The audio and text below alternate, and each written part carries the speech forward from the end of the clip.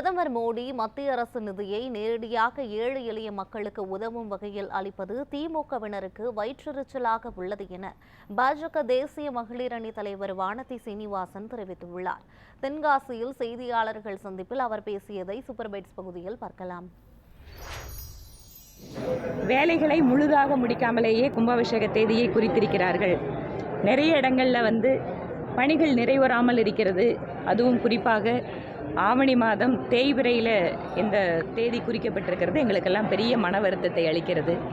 அரசு இதை மறுபரிசீலனை செய்ய வேண்டும் அப்படிங்கிற கோரிக்கையை நீங்கள் சொல்ல வேண்டும் என என்னிடம் சொன்னாங்க. ஏனென்றால் நிறைய இடங்களில் பார்த்தீங்கன்னா 1000 ஆண்டுகள் பழமை வாய்ந்த கோயில், நிறைய மூலிகை ஓவியங்கள் அங்கங்கே நம்ம பார்க்க முடியுது. அது விதானங்களில் சரி, சுவர்களில் சரி. அந்த ஓவியங்களில் கூட புதுப்பிக்க முடியாமல் திருப்பி ஒரு கும்பாபிஷேகம் அப்படிங்கிறதே எதுக்காக? கோயிலை திருப்பியும் சீரமைச்சு அதில் வர்ணங்கள் எல்லாம் பூசி புத்து ஒளி கொடுக்கிற மாதிரியான ஒரு சூழலை உருவாக்குறது தான் கும்பாபிஷேகம். ஆனால் அறையும் குறையுமாக கோயிலோட பணிகள் நிறைவேறாமல் இதை செய்வது என்பது இங்கே இருக்கக்கூடிய பக்தர்களுக்கு மிகுந்த வேதனையை ஏற்படுத்தி இருக்கிறது. இந்திய பட்ஜெட்டை எதிர்த்து தமிழ்நாட்டில் திராவிட முன்னேற்ற கழகம் தொடர்ச்சியாக குற்றச்சாட்டு வைக்கிறாங்க. புறக்கணிக்கப்பட்டிருக்குங்கிறாங்க. தமிழ்நாடுங்கிற வார்த்தை இல்லைங்கிறாங்க. இதற்கு எல்லாமே முந்தா நாள் மத்திய நிதியமைச்சர் பாராளுமன்றத்தில் பதில் கொடுத்துருக்காங்க. ஒரு மாநிலத்தோட பெயரை சொல்லலை அப்படின்னு சொன்னால் அங்கே நிதி வழங்காமல் புறக்கணிக்கிறதா அர்த்தம் இல்லை.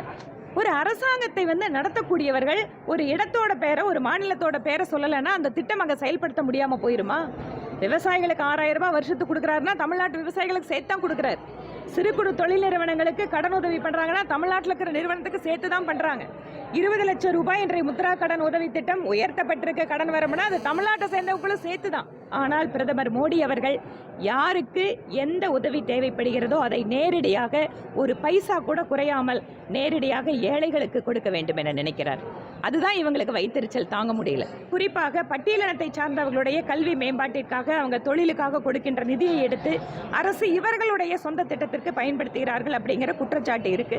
இது தொடர்பாக சிஏஜி அறிக்கையெல்லாம் கூட அவங்களுக்கான தகவல்களை கொடுத்துருக்காங்க.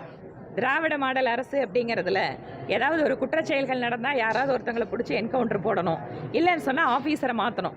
எப்போவுமே திமுக ஆட்சிக்கு வந்தால் ரவுடிகள் அரசு அப்படிங்கிறதா மக்கள் சொல்லுவாங்க.